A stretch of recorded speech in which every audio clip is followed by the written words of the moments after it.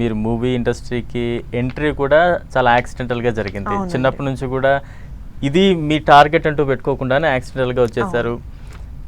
Cinema కష్టాలు అంటుంటారు చాలామంది అంటే సినీ ఇండస్ట్రీలోకి రావడానికి కావచ్చు, తమని తాము ప్రూవ్ చేసుకోవడానికి కావచ్చు, చాలా చాలా స్ట్రగుల్స్ ఫేస్ చేస్తూ ఉంటారు.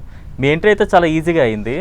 బట్ ఏవైనా ఉన్నాయా సినిమా కష్టాలు అంటే ఏం చెప్తారు? కొన్నిసార్లు పిలుస్తారండి, ఆడిషన్ల మీద ఆడిషన్లు తీసుకుంటారు. ఏమైందో తెలియదు, వాళ్ళకి ఆల్రెడీ ఎవరో మైండ్లో ఉంటారు ఈ రోల్కి వీళ్ళని పెట్టాలని, కానీ మమ్మల్ని ఎందుకు పిలుస్తారో, మా టైం ఎందుకు వేస్ట్ చేస్తారు. అట్లా అయిన సినిమాలన్నీ కూడా ఫ్లాప్ అయినాయి. I'm so happy for that. చాలా తిట్టుకుంటాను నేను, నన్ను పెట్టి తీసేసి వేరే వాళ్ళని పెడితే చాలా తిట్టుకుంటాను నేను. ఇదైతే ఓపెన్గా చెప్తా, చాలా తిట్టుకుంటా. అసలు ఇట్లా పెడతారు నన్ను కాదని, నాకంటే బాగా చేస్తారా వాళ్ళు అని. మేబీ వాళ్ళకి ఏముందో మైండ్లో. ప్రతిసారి మీ స్క్రీన్ ఏజ్ తక్కువ ఉందండి, ఈ రోల్కి పెద్దగా ఉండాలండి, ఇదే వింటా. ఓకే, పెద్దగా కనిపించాలంటే ఏం చేయాలో నాకు తెలియదు కదా. కొన్నిసార్లు పేమెంట్స్ ఇవ్వరు, పేమెంట్స్ ఇవ్వకుండా అసలు బడ్జెట్ ఎలా వేస్తారండి. మాకు పేమెంట్ కట్ చేసిన వాళ్ళకి ఎక్కడొక్కడ వేరే వాళ్ళు కూడా పేమెంట్స్ ఎగ్గొడతారు ఫ్యూచర్లో.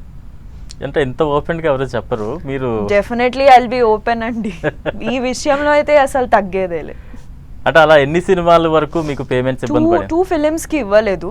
ఒక సినిమా అయితే ఐ ఆస్క్డ్ మెనీ టైమ్స్ అండి, ఆ సినిమా ఇంకా రిలీజ్ కూడా అవ్వలేదు.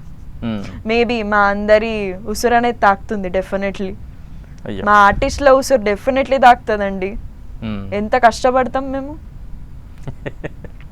అంటే ప్రొడ్యూసర్ కష్టాలు కూడా కొన్ని ఉంటాయి కదా, అది కూడా అర్థం చేసుకోవాలి కదా. ఇవ్వలేనప్పుడు ఎందుకు తీసుకోవాలి? ఫ్రీగా చేసే వాళ్ళు ఉంటారు, వాళ్ళని పిలుచుకోవాలి కదా.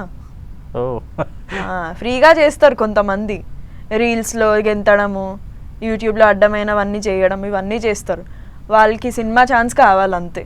వాళ్ళకి ఆల్రెడీ ఒక్క రీల్కి 1,00,000 రూపాయలు వస్తాయి ఈజీగా. మాకు అలా కాదు కదా, మేము ఓన్లీ సినిమాలే చేస్తాం. సినిమాకి వాల్యూ ఇవ్వని వాళ్ళని సినిమాలో పెట్టొద్దండి. They don't even value. Cinema అనేది ఒక ఆర్ట్, ఒక సరస్వతీదేవిలాగా చూడాలి, అది చూడరు.